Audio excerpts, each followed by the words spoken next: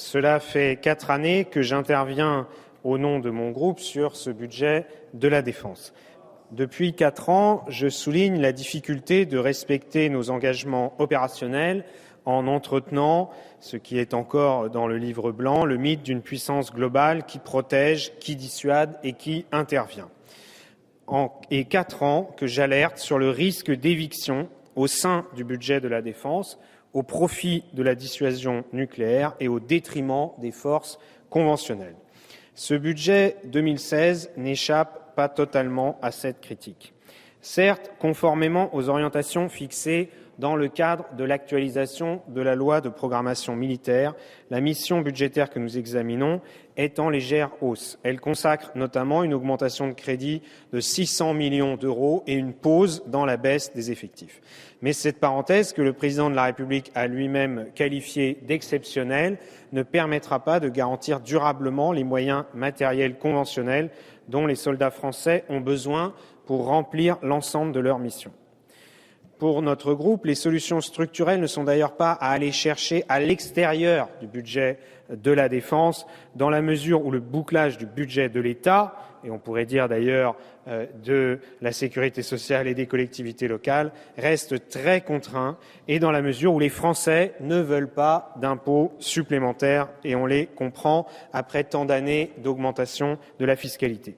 C'est donc au sein même de ce budget que nous devons opérer des choix pour pérenniser les 2 missions fondamentales à nos yeux, que sont la protection du territoire national et la participation à des interventions internationales en cohérence avec notre diplomatie. Et en la matière, le réajustement de notre arsenal nucléaire demeure la piste la plus crédible et la plus urgente à exploiter à nos yeux. En 2016, la dissuasion nucléaire coûtera encore près de 4 milliards d'euros au budget de la France et près d'un tiers des crédits alloués à l'équipement des armées. Dans les années qui viennent, cette enveloppe augmentera mécaniquement sous l'effet de la rénovation de la composante océanique et du financement du programme de simulation. Les autorisations d'engagement détaillées dans les documents budgétaires confirment d'ailleurs très nettement cette tendance. Pour le programme numéro 178, préparation et emploi des forces, les crédits de paiement sont de 423 millions d'euros, alors que les autorisations d'engagement sont d'1,73 milliard.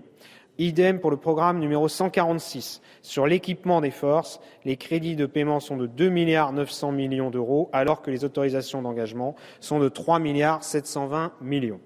Bref, contrairement à une idée entretenue, la part de la dissuasion nucléaire dans le budget de la défense ne baisse pas, elle est même en hausse et la tendance risque de s'aggraver dans les années qui viennent.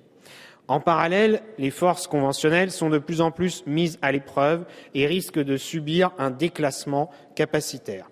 J'utiliserai ici un exemple très précis.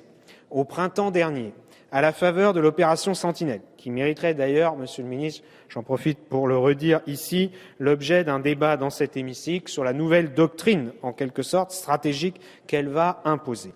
Cette opération a été décidée, à la faveur de cette opération a été décidée l'extension de la force opérationnelle terrestre de 66 000 à 77 000 militaires.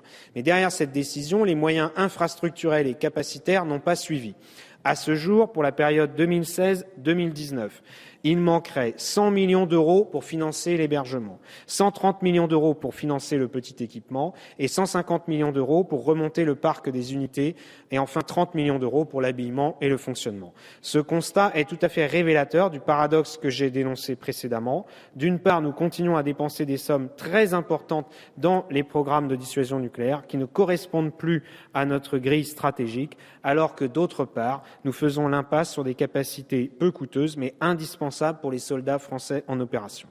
En dehors de ce désaccord majeur, qui n'est pas nouveau, vous le savez, Monsieur le Ministre, et qui ne doit pas nous exonérer d'une analyse objective du reste de la mission, il faut reconnaître que ce budget comporte des éléments tout à fait encourageants.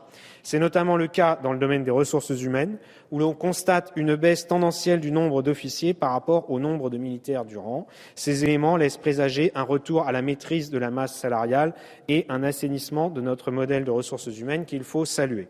Enfin, je veux souligner les décisions qui ont été prises pour favoriser l'activité opérationnelle et je pense notamment à la montée en puissance des parcs de nouvelle génération qui constituent une demande ancienne des soldats français. À la lumière de ces éléments, un désaccord de fond sur la dissuasion nucléaire, mais des améliorations non négligeables dans l'équipement et le reformatage des armées, je m'abstiendrai sur ce budget.